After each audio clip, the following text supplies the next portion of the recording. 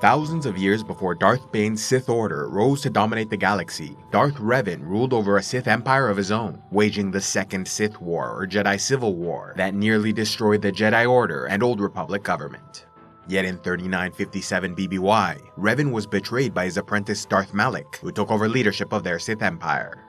A former Jedi hero who saved their people from a terrible Mandalorian invasion, Revan survived this betrayal and returned to the light side, once again saving the galaxy, this time by killing Darth Malak and shattering the empire he helped build. After the war, Revan disappeared for many years to undertake a vital mission searching for the true Sith in the unknown regions, while the remnants of his Sith army scattered and fell to infighting, allowing the Old Republic to regain control over much of the galaxy. Yet the legacy of Revan Sith Empire was not yet lost, as three powerful Sith Lords soon emerged to take the mantle of leadership for themselves. Once a powerful Jedi Master and historian, Traya spent so much time meditating and seeing through the Force, she lost the use of her eyesight and did not bother correcting the issue. A controversial figure on the very edges of respectability within the Order, Traya constantly challenged her students with questions that made them think outside the bounds of standard light-side dogma. Though her free-thinking beliefs were tolerated for a time, she fell under great scrutiny when many of her students, including her most prized pupil Revan, left the Jedi Order to wage an unauthorized war against the Mandalorian invaders, wreaking havoc upon the Republic. Although their cause was just, the severity of the war and merciless tactics necessary for victory caused many of these Jedi to embrace the dark side. Exiled from the Order for her part in their training, Traya felt a Force echo calling her to Malachor 5, and so arrived shortly after it was destroyed by the mass shadow generator superweapon used by Revan's forces to win a final victory in the Mandalorian Wars. This enormous loss of life was so devastating it created a wound in the Force, meaning a point of weakness within the interconnected fabric of Force energy spread across the galaxy. As a result, locations with a wound in the Force teemed with echoes of pain and suffering, which interfered with the regular flow of energy in that region. Often these echoes could be heard by powerful Force sensitives, even from great distances, which was what drew Traya to the planet, where she encountered a contingent of Sith assassins within the Traya Sith Academy. Yet they did not attack her, instead presenting her with ancient documents called the Truths of the Cosmos, containing their history and secrets of the dark side, possibly written by pure-blood descendants of the Sith people.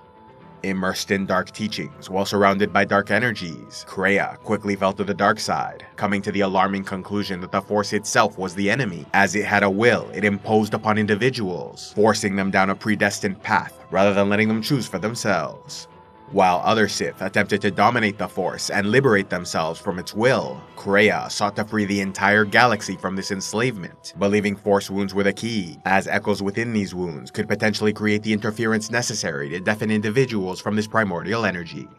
Following in the footsteps of her apprentice Revan, Darths Traya proclaimed herself Dark Lord of the Sith, reopening the Traya Academy and reuniting many of the scattered remnants of the Sith Order, thereby creating a power base to facilitate her plans.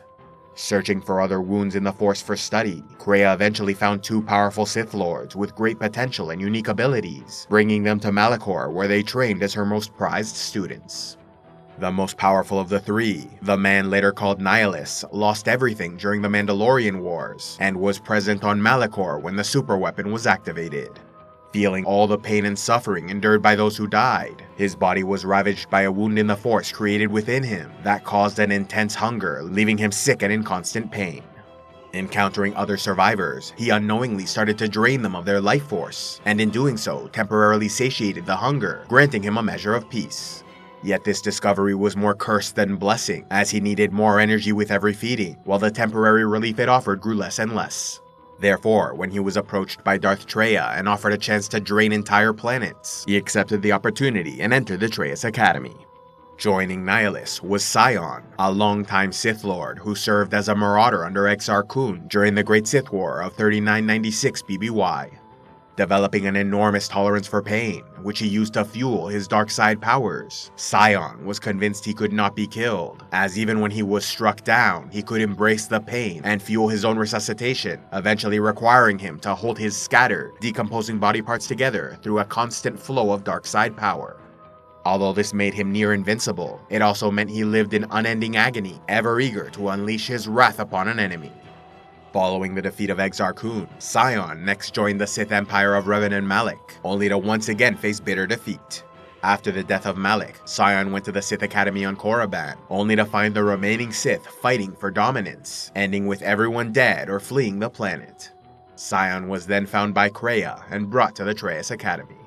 Hoping their unique conditions would help in her greater mission, Darths Traya taught them all she could, but both Sion and Nihilus proved poor students. Nihilus ultimately cared nothing for the Sith, Jedi, or Force, as draining worlds and satiating his hunger was his sole focus. Sion was similarly difficult, as he was too angry and impatient to learn anything outside physical combat and force attacks, with both entirely uninterested in more philosophical teachings. Nevertheless, they were both powerful Sith Lords who completed their training and joined Darth Traya, the Lord of Betrayal, as Darth Nihilus, the Lord of Hunger, and Darth Sion, the Lord of Pain, to become the Sith Triumvirate, united by their desire to unleash devastation upon the Jedi and Republic. Launching the Dark Wars, problems arose almost immediately as Nihilus and Sion grew impatient with Traya's more measured, strategic thinking in service to greater ambitions and long-term goals, instead seeking to take the fight directly to the enemy, regardless of any other considerations. Therefore, Sion and Nihilus betrayed their master and severed her connection to the Force before exiling her from the Order. With Traya gone, Sion and Nihilus began the First Jedi Purge, each operating independently, though remaining in a loose alliance. Ever seeking to satisfy his hunger, Darth Nihilus went from world to world, devouring the Force energy of all living beings, while Darth Sion worked with Sith assassins to murder individual Jedi.